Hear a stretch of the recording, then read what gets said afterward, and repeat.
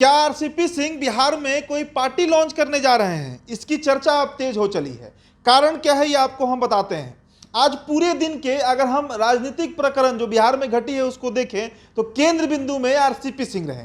आज पहली बार मंत्री पद से इस्पात मंत्री रहे हैं केंद्र के मंत्रिमंडल में। वहां पर इस्तीफा देने के बाद पहली बार आज उनका बिहार की धरती पर आगमन हुआ। पटना एयरपोर्ट पर जब वो पहुंचते हैं तो उनका भव्य स्वागत होता है। वो तमाम लोग जो आरसीपी के समर्थक हैं, आरसीपी गुट के कहे जाते हैं, वे लोग वहां पहुंचकर आरसीपी सिंह जिंदाबाद के नारे लगाते हैं। साथ ही साथ यह बात भी कहा जाता है कि जो हमसे टकराएगा वो मिट्टी में मिल जाएगा। ये एक इस तरीके का नारा जो है वो देखने को मिला और सुनने को मिला है पटना के एयरपोर्ट पर। अब इस संदर्भ में जब सवाल हमने किया उपेंद्र कुशवाहा से, जदयू के संसदीय बोर्ड के अध्यक्ष हैं, कि आखिरकार क्या कारण है कि इस तरीके के नारे लगाए जा रहे हैं, तो उपेंद्र कुशवाहा ने कहा कि जिससे जिसको टकराना है वो टकरा कर देख ले, नीतीश कुमार के सामने कोई नहीं टिक सकता है।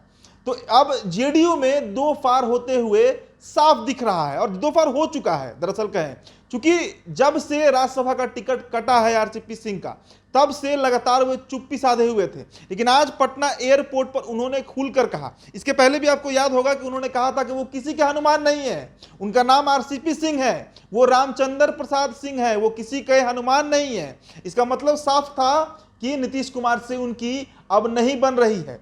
दूसरी तरफ बीजेपी से उनकी नजदीकियां, लेकिन बीजेपी ज्वाइन नहीं करना, यह भी एक बहुत बड़ा सवाल है। इसीलिए जो राजनीतिक पंडित लोग हैं, जो जानकार हैं बिहार की राजनीति को, जो समझते हैं, वो ये बात कह रहे हैं बार बार कि कहीं ना कहीं आरसीपी सिंह अब इस फेरा में लगे हुए हैं, इस जुगाड़ में लग सकते हैं एक नई पार्टी को लॉन्च करने के लिए। देखिए, जेडीयू की बात करें तो बहुत संगठन स्तर पर जनता दल यूनाइटेड को मजबूत करने में आरसीपी सिंह का एक अहम भूमिका रही है, इसमें कहीं कोई दो राय नहीं है। और अगर वो इस पार्टी से टूटते हैं, हालांकि अभी तक औपचारिक ऐलान कुछ ऐसा उन्होंने नहीं किया है, लेकिन अगर कल दिन वो टूटते हैं तो जेडीयू का एक हिस्सा आप कह सकते हैं टूट कर चला जाएगा आरसीपी सिंह के साथ, जिसका खामियाजा जनता दल यूनाइटेड को कहीं ना कहीं भुगतना पड़ सकता है। बीजेपी उनका नहीं ज्वाइन करना, बीजेपी पर चुप्पी साधना और यूं कह सकते हैं कि खुलकर नरेंद्र मोदी का समर्थन करना, नीतीश कुमार के मामले पर चुप रहना, कहीं ना कहीं इस बात को इंडिकेट कर रहा है, संकेत दे रहा है कि आने वाले निकट भविष्य में आरसीपी सिंह कोई बड़ा कदम उठा सकते हैं। क्योंकि नीतीश कुमार के स्वजातीय हैं और नीतीश कुमार के वो सबसे मजबूत स्तंभ रहे हैं। नीतीश कुमार के बहुत से राज, उन्हें आप राजदार कह सकते हैं नीतीश कुमार का।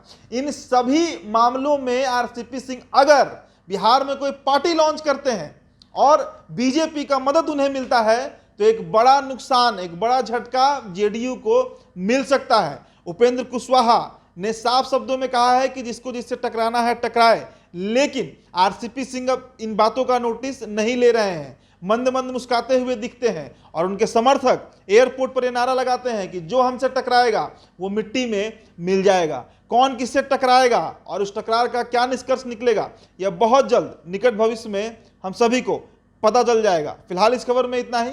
आप बने रहिए NBC 24 के साथ। मेरा नाम उदित तारण है। बहुत बहुत शुक्रिया।